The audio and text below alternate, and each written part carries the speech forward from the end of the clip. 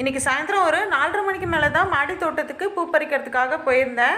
நாளைக்கு வெள்ளிக்கிழமை, அதனால பூஜைக்காக சரி பூக்கள் கொஞ்சம் நிறையவே தேவைப்படும். நாட்டு சம்மந்திலாம் கொஞ்சம் நிறையவே பூத்திருந்தது. அதனால பூத்திருந்த எல்லா பூக்களையும் பறிச்சிடலான்னு சொல்லிட்டு தான் சாயந்தரமாக போனேன். மாடி தோட்டத்தில் காற்று அவ்வளோ சூப்பராக சில்லுன்னு வீசிட்டு இருந்தது. எப்போ போல் மாடி தோட்டத்துக்கு வந்ததுமே அப்படியே ஒரு ரவுண்டு. அதுக்கப்புறம் இன்றைக்கி அழகாக பூத்திருந்த பூக்கள் எல்லாத்தையுமே பார்த்து ரசிச்சுட்டு அதுக்கப்புறம் தான் ஒவ்வொரு பூக்களையாக பறிக்க ஆரம்பித்தேன். இன்னைக்கு பூக்கள் கொஞ்சம் நிறையவே பூத்திருந்தது. பூக்களை பறிச்சுட்டு இருக்கும் போதே இடையிலேயே செடிகளுக்கும் அப்படியே தண்ணி ஊற்றி விட்டுட்டேன்.